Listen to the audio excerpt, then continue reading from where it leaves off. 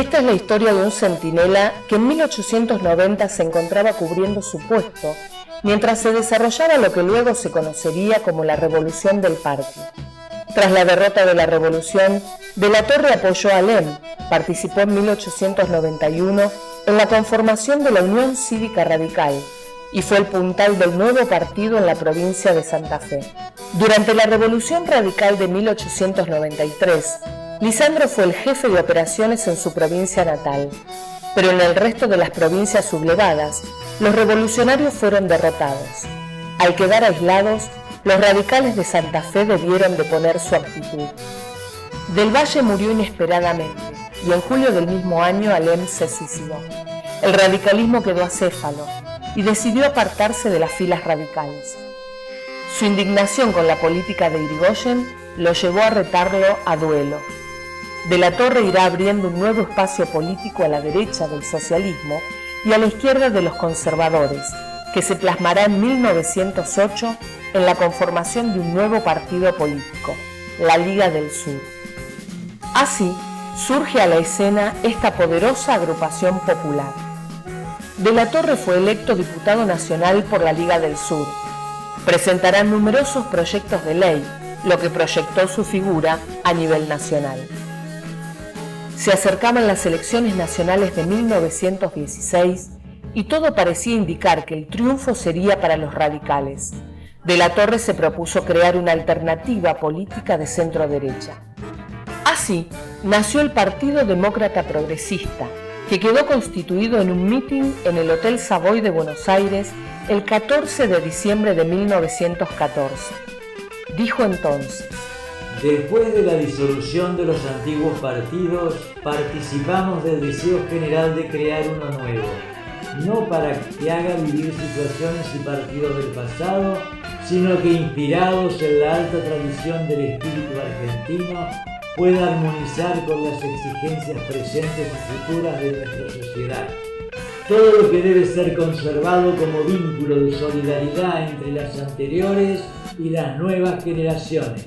Queremos que ocupen los principales puestos nacionales ciudadanos que hayan dado pruebas suficientes de aptitud para realizar los anhelos permanentes de orden institucional, de progreso económico, de continuidad en la labor de cultura moral e intelectual, fundados a costa de tantos sacrificios de las generaciones anteriores. La Convención Nacional del PDP eligió a Lisandro de la Torre como candidato a presidente para las anheladas elecciones de 1916.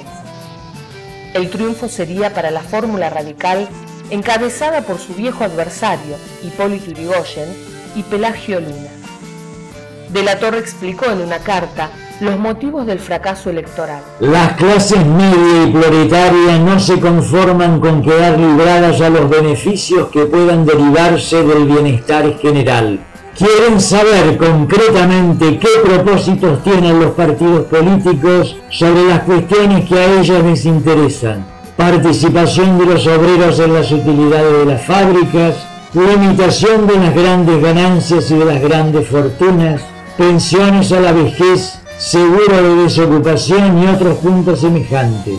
No caben ya equívocos sobre las cuestiones sociales y del trabajo, por más que los conservadores argentinos no lo comprendan todavía. En octubre de 1920, tuvieron lugar las elecciones para constituyentes con el objetivo de reformar la Constitución Provincial de Santa Fe.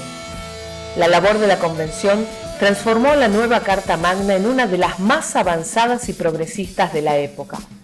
El gobernador de la provincia, Enrique Mosca, rechazó todo lo actuado por la convención.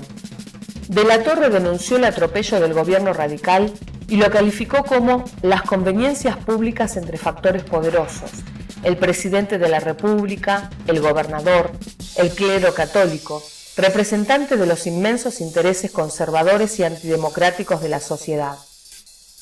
En las elecciones de 1922, De la Torre fue electo nuevamente diputado nacional y desde su banca promoverá proyectos de ley de fomento de las cooperativas y de expropiación de frigoríficos extranjeros.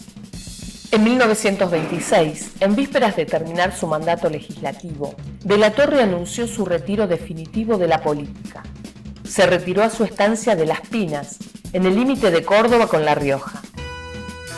Allí lo irán a buscar en septiembre de 1930 los enviados de su viejo amigo, el general José Félix Uriburu, que se preparaba a derrocar a Hipólito Yrigoyen con el apoyo de los sectores conservadores. Uriburu le ofrece el Ministerio del Interior en el futuro gobierno. De la Torre lo rechaza porque, según dice, el programa de Uriburu es más amenazador que el de Yrigoyen. El general desconfía de la capacidad del pueblo para gobernarse, no cree en la elevación moral de los hombres políticos y atribuye a las instituciones libres vicios orgánicos que la conducen a la demagogia. Yo creo exclusivamente en el gobierno de la opinión pública. El llamado de los golpistas, que consuman sus planes el 6 de septiembre de 1930, saca de la Torre de su retiro político. Regresó a Buenos Aires y tomó contacto con sus viejos compañeros de ideas y con la dirigencia del Partido Socialista. De estas reuniones surgió la Alianza Democrática Socialista, que llevará a las elecciones nacionales del 8 de noviembre de 1931 la fórmula Lisandro de la Torre, Nicolás Repetto. El programa de la Alianza contemplaba las aspiraciones de las clases media y obrera en una época de crisis. La Alianza fue derrotada y asumió la presidencia del general Justo. De la Torre, presionado por sus amigos, aceptó ocupar una banca en el Senado de la Nación en representación del Partido Demócrata Progresista, que había triunfado en Santa Fe. En 1932 se firmó un tratado con el ministro de Comercio británico, Sir Walter Runciman. De la Torre denunció el acuerdo en el Senado por escandaloso y promovió el debate. El gobierno inglés le dice al gobierno argentino: no le permito que fomente la organización de compañías que le hagan competencia a los frigoríficos extranjeros. En esas condiciones no podría decirse que la Argentina se haya convertido en un dominio británico, porque Inglaterra no se toma la libertad de imponer a los dominios británicos semejantes humillaciones. Los dominios británicos tienen cada uno su cuota de importación de carnes y la administran ellos. La Argentina es la que no podrá administrar su cuota. No sé si después de esto podremos seguir diciendo al gran pueblo argentino salud. De la Torre probó cómo se ocultaba información contable en cajas selladas por el Ministerio de Hacienda y demostró hasta dónde llegaba la impunidad de los frigoríficos ingleses tras la firma del pacto Roca-Runciman. Las entradas para el debate se agotaban y la gente hacía largas colas para escuchar y alentar a Lisandro. Las denuncias hicieron evidentes las conexiones del gobierno con otros negociados. El nivel de las discusiones en el Senado fue subiendo de tono hasta que se decidió hacer callar a De la Torre. Un matón del Partido Conservador, el excomisario Ramón Valdés Cora, atentó contra la vida del senador y mató a su amigo y compañero de bancada, Enzo Bordavede. Se dio por terminado el debate.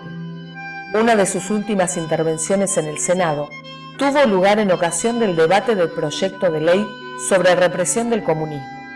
Dirá entonces: el peligro comunista es un pretexto. Es el ropaje con que se visten los que saben que no pueden contar con las fuerzas populares para conservar el gobierno y se agarran del anticomunismo como una tabla de salvación. Bajo esa bandera se pueden cometer toda clase de excesos y quedarse con el gobierno sin votos. Yo soy un afiliado de la democracia liberal y progresista, que al proponerse disminuir las injusticias sociales, trabaja contra la revolución comunista, mientras los reaccionarios trabajan a favor de ella con su incomprensión de las ideas y de los tiempos. Terminado el debate, De la Torre presentó su renuncia al Senado y se retiró a su casa de la calle Esmeralda 22, de la que solo salía para brindar alguna conferencia o participar en homenajes a viejos amigos de ideas, como Aníbal Pons. Al mediodía del 5 de enero de 1939, puso fin a su vida disparándose un balazo al corazón. Pero la muerte no es el fin si se vive en el recuerdo. Hoy, como hace 100 años, los demócratas progresistas seguimos alzando las banderas del fundador de nuestro partido, siguiendo sus postulados, acatando su mandato en defensa de la República y sus instituciones.